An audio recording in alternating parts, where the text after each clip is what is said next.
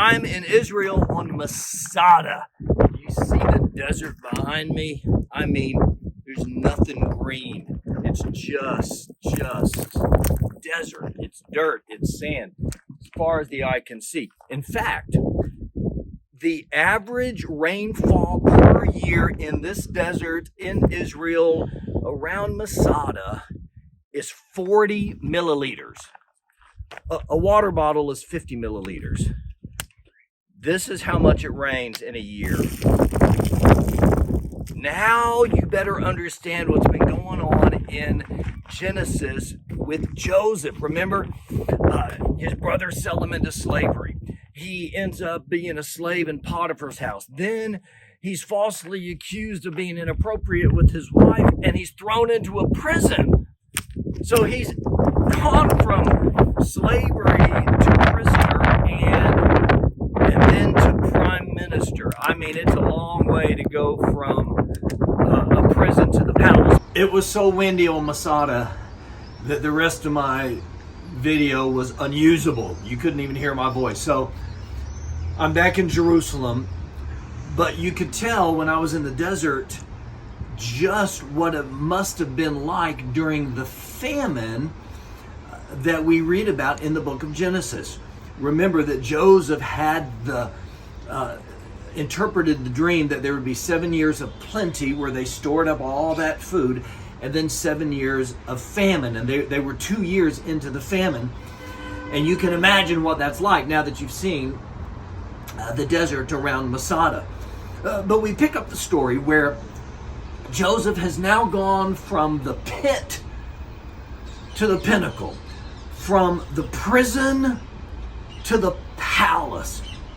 And his brothers are with him, and they don't know who it's Joseph. He's about to reveal himself. And in the chapter, we have this climax where Joseph, he sends everyone out except for his brothers, and he says, "I am Joseph. It's me. It's your brother." And right after he reveals himself, the next thing he wants to know is about his father. Tell me about my father. Is my father alive? Now, Joseph's brothers are understandably afraid. They sold him into slavery, and now he's the prime minister of Egypt. What will he do to them? Joseph tells them to come closer. He wants to know about his father, and when he discovers that his father is alive, he's overjoyed.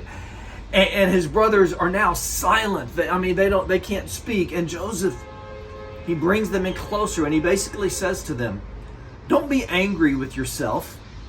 Yes, I am Joseph, who you sold into slavery, but don't be angry with yourself, because it wasn't you that sent me to Egypt, it was God."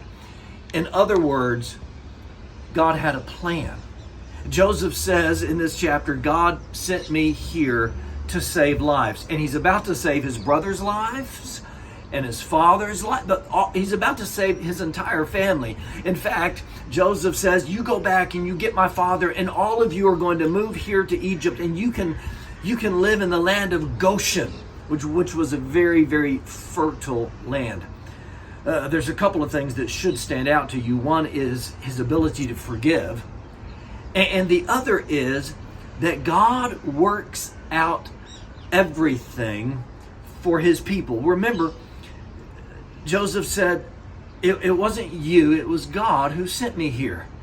But he had been thrown in a pit. He had been a slave to Potiphar. He had been in a prison. All of that's bad. But look at him now.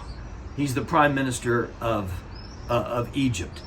And later in chapter 50, verse 20, Joseph will say, "What you intended for evil, God meant for good." And I want to tell you that's kind of like the Romans 8:28 of the Old Testament. God works all things together for good for those who love him and are called according to his purpose. I don't know what bad thing you're going through in your life right now, but I do know that God has a plan. For Joseph, he took a prison cell and turned it into a palace. For you right now, it might be hard to see the palace. Maybe it's hard to see the good. Maybe it's hard to see what's coming in the future that will be a blessing. But the same God of Joseph is the same God that you serve. And no matter what it is you're going through, no matter how terrible it may be, God can turn it into good.